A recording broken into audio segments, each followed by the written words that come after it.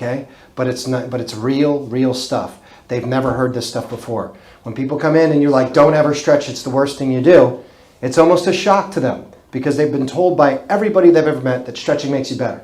And you're telling them not to do it. You got to be able to back it up, okay? So to back it up, we got to go to the disc. And I want you guys to understand the disc here.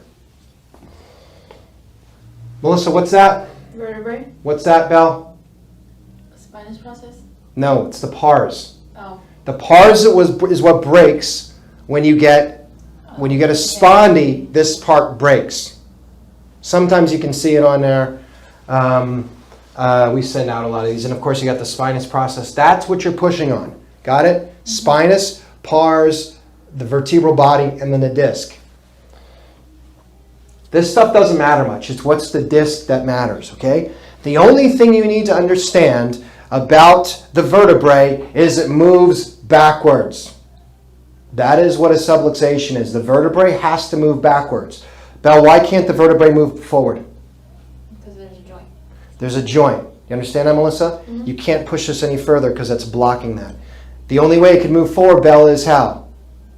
Spondy. Spondy. Got that, Will? Yes. That can break and it can move forward, right? That breaks, it can move forward. So you got to understand the disc at this point. Now, the reason why you don't get a bone on a nerve, right? Bone doesn't happen on a nerve. You're not getting a bone on a nerve, you're getting a disc on a nerve. You're getting damage from a disc, which creates inflammation. Do you understand that? Mm-hmm. You ever sprain your ankle? Mm-hmm. No. What happens? It hurts. It's swollen. Swells. It gets big and fat, right? Yeah. And it gets painful. Inflammation. Imagine if you had a disc that was stretched beyond its normal, like any other ligament, that was stretched beyond its capacity. It starts to tear, create microfibers, and micro tears in the disc cartilage, and it creates inflammation. Your body's going to try to heal that, right? Just like it does with a sprained ankle. But all that inflammation now is right around the spinal nerves. And that's why it happens. So the vertebrae has to move backwards to stretch it. Make sense? Mm-hmm. So when you stretch, when you bend forward, when you flex the spine, like in squatting, since these vertebrae are attached to the disc with Sharpie's fibers, they start to stretch the disc. Anytime you stretch the disc, what do? You can tear it. That's why it happens. That's why we tell them not to stretch. So the discs, let me give you guys, you guys can see the discs here. The fibers at the disc are at, I think, 65-degree angle, something like that. They're at an angle. The disc is very strong in the axial load. You will create a compression fracture in an undegenerated disc. You will create a compression fracture in the axial load quicker than you will herniate the disc. Does that make sense? So the disc is very strong in an unherniated position. It is very weak when you, what?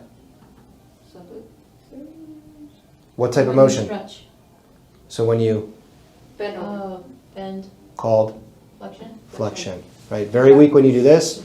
Very weak when you twist. Manipulate. And very weak when you, Squat. well, no, when you compress it. It's weak.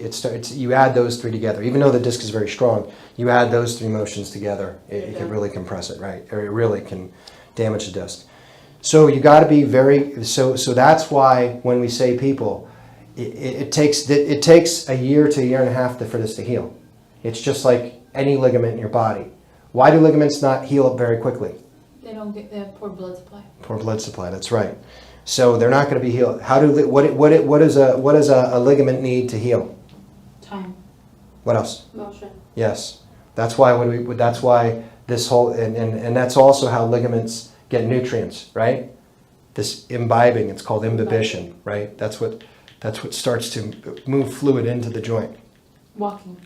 Walking is exactly why we tell people to do it every morning. Does that make sense? Yeah. So now that you know this, you can tell people why PT doesn't work for this, right?